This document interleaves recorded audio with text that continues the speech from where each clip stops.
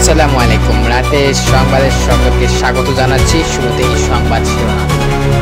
শুরুতে জানিয়ে দেব, সোনাগাজীতে বিএনপির ৭৩ নেতাকর্মীর বিরুদ্ধে মামলা দায়ের করেছে। বিস্তারিত থাকছে প্রতিবেদনে। এদিকে মানবতাবিরোধী মামলায় অভিযুক্তরা নির্বাচনে অংশ নিতে পারবেন না বলে জানিয়েছেন প্রধান উপদেষ্টার প্রেস সচিব শফিকুল আলম। বিস্তারিত থাকছে প্রতিবেদনে। আরও জানাবো, লতিফ সিদ্দিকী ও সাংবাদিক পান্নার জামিন নামঞ্জুর করেছে আদালত। বিস্তারিত থাকছে প্রতিবেদনে। এবং সর্বশেষ জানিয়ে দেব, রাজশাহী সাবেক আইজিপি মামুনের জেরা আজকে শেষ। বিস্তারিত থাকছে প্রতিবেদনে। এতক্ষণ শুনছেন সংবাদ শিরোনাম, এবারে বিস্তারিত। সোনাগাজীতে বিএনপির ৭৩ নেতাকর্মীর বিরুদ্ধে মামলা। ফেনী জেলার সোনাগাজী উপজেলার নবাবপুর ও আমিরাবাদ ইউনিয়নের দুটি স্থানে অবৈধভাবে খাসজমি থেকে বালি উত্তোলন ও পুকুর খননের অভিযোগে বিএনপির ৭৩ জন নেতাকর্মীর বিরুদ্ধে মামলা হয়েছে। যদিও এজাহারে দলিল পদে উল্লেখ না করে তাদের ভূমি ও বালিদস্যু উল্লেখ করা হয়েছে। তবে আসামিরা সবাই বিএনপি ও সহযোগী সংগঠনের বিভিন্ন পদবিতে রয়েছেন। বুধবার ৩ সেপ্টেম্বর রাতে আমিরাবাদ ইউনিয়ন ভূমি সহকারী কর্মকর্তা মোহাম্মদ বেলায়েত হোসেন বাদী হয়ে ১৮ জনের নাম উল্লেখ করেন। ৫০ থেকে ৫৫ জনকে অজ্ঞাতনামা আসামি করে সোনাগাজী মডেল থানায় এই মামলা দায়ের করেন। আসামিরা হলেন আমিরাবাদ ইউনিয়ন বিএনপির সাবেক সাধারণ সম্পাদক, জেলা যুব দলের সাবেক সহসভাপতি, যুবদল কর্মী, উপজেলা ছাত্র দলের সাবেক যুগ্ম আহ্বায়ক ইত্যাদি সহ আরও ৫০-৫৫ জন নাম উল্লেখ করেন। মামলার এজাহারে বলা হয়েছে, গত ১৪ আগস্ট থেকে ২৯ আগস্ট পর্যন্ত নবাবপুর ইউনিয়নের রঘুনাথপুর ও মোবারক ঘোনা এলাকার বড় ফেনী নদীর পাড় থেকে ড্রেজিং মেশিন ব্যবহার করে বালু মাটি উত্তোলন এবং সরকারি জমি দখল করে মাছের প্রকল্প স্থাপন করা হয়। এতে নদীর তীর ভাঙন, বালুচর সৃষ্টি এবং বসতবাড়ি নদীগর্ভে বিলীন হওয়ার ঝুঁকি তৈরি হয়েছে।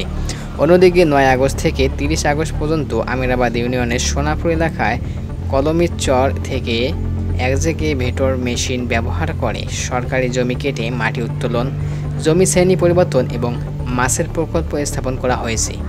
প্রশাসন একাধিকবার যৌথ অভিযান পরিচালনা করলেও আসামিরা পুনরায় অবৈধভাবে বালু উত্তোলন ও জমি দখলের কার্যক্রম অব্যাহত রাখে।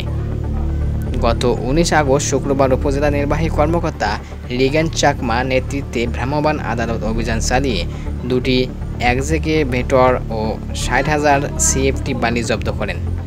এর মধ্যে আসামিদের নাম সংগ্রহ করে মামলা দায়ের করা হয়। সোনাগাজী মডেল থানা ওসি মোহাম্মদ বাইজিদ আখুন মামলার রুজুর সত্যতা নিশ্চিত করে বলেন, আসামিদের গ্রেপ্তারের অভিযান অব্যাহত রয়েছে।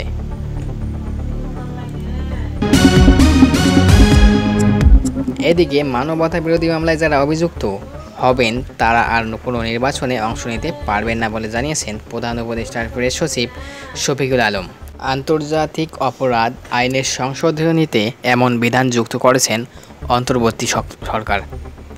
বৃহস্পতিবার রাজধানীতে তেজগাঁওয়ের প্রধান উপদেষ্টার কার্যালয়ে অন্তর্বর্তী সরকারের প্রধান উপদেষ্টা অধ্যাপক ডক্টর মোহাম্মদ ইউনূসের সভাপতিত্বে অনুষ্ঠিত সভায় আইসিটি আইনের সংশোধনী আনা হয়। এদিন বিকালে রাজধানীর বেইলি রোডে ফরেন সার্ভিস একাডেমিতে আয়োজিত এক সংবাদ সম্মেলনে প্রধান উপদেষ্টার প্রেস সচিব শফিকুল আলম এই তথ্য জানান। তিনি আরও জানান, অধ্যাদেশটির মাধ্যমে আন্তর্জাতিক অপরাধ ট্রাইব্যুনাল অ্যাক্ট ১৯৭৩-এ নতুন সেকশন ২০C যুক্ত করা হয়েছে। নতুন সংযোজিত ধারা অনুযায়ী কোনো ব্যক্তির বিরুদ্ধে ও আইনের সেকশন ৯(১)-এর অধীনে আনুষ্ঠানিক অভিযোগপত্র দাখিল হলে তিনি সংসদ সদস্য হিসেবে নির্বাচিত হওয়া বা বহাল থাকার অযোগ্য হবেন। একইভাবে তিনি স্থানীয় সরকার পরিষদ বা প্রতিষ্ঠানের সদস্য, কমিশনার, চেয়ারম্যান, মেয়র বা প্রশাসক হিসেবে নির্বাচিত হওয়া বা বহাল থাকা অযোগ্য হবেন। এমনকি প্রজাতন্ত্রের চাকরিতে নিয়োগ পাওয়া বা কোনো পাবলিক অফিসে অধিষ্ঠিত হওয়া অযোগ্য বলে বিবেচিত হবেন তিনি। এদিকে লতিফ সিদ্দিকী ও সাংবাদিক পান্নার জামিন নামঞ্জুর। সন্ত্রাসবিরোধী আইনের দায়ের করা মামলায় সাবেক মন্ত্রী আব্দুল লতিফ সিদ্দিকী ও সাংবাদিক মঞ্জুরুল আলম পান্নার জামিনের আবেদন নামঞ্জুর করেছেন আদালত। বৃহস্পতিবার ৪ সেপ্টেম্বর বিকালে শুনানি শেষে ঢাকা মেট্রোপলিটন ম্যাজিস্ট্রেট হাসিবুল্লাহ পিয়াসের আদালতে এই আদেশ দেন। আসামিদের পক্ষে আইনজীবী ফারজানা ইয়াসমিন রাখীসহ অনেকে জামিনের জন্য শুনানি করেন। রাষ্ট্রপক্ষে অতিরিক্ত পাবলিক প্রসিকিউটর শামসুদ্দোহা সুমন জামিনের বিরোধিতা করেন। উভয় পক্ষের শুনানি শেষে আদালত তাদের জামিন আবেদন নামঞ্জুর করেন। শুনানিকালে সাংবাদিক মঞ্জুরুল আলম পান্নাকে আদালতে হাজির করা হয়। এর আগে গত ২৯ আগস্ট রাজধানীর শাহবাগ থানার দায়ের করা এই মামলায় লতিফ সিদ্দিকী, হাফিজুর রহমান কার্জন, সাংবাদিক পান্নাসহ ১৬ জনকে কারাগারে পাঠানো হয়। মামলার অন্যান্য আসামি হলেন কাজী এটিএম শামসুজ্জামান বুলবুল, গোলাম মোস্তফা, মোহাম্মদ মহিউল ইসলাম ওরফে বাবু, মোহাম্মদ জাকির হোসেন, মোহাম্মদ তৌসিফুল বারী খান, মোহাম্মদ আমির হোসেন সুমন, মোহাম্মদ আল আমিন, মোহাম্মদ নাজমুল আহসান সহ আরও অনেকে। মামলার অভিযোগে বলা হয়, মুক্তিযুদ্ধের ইতিহাস মুছে ফেলার গভীর ষড়যন্ত্র ও মুক্তিযুদ্ধের ইতিহাস বিকৃতি বন্ধের লক্ষ্যে গত ৫ আগস্ট মঞ্চ ৭১ নামে একটি সংগঠন আত্মপ্রকাশ করে।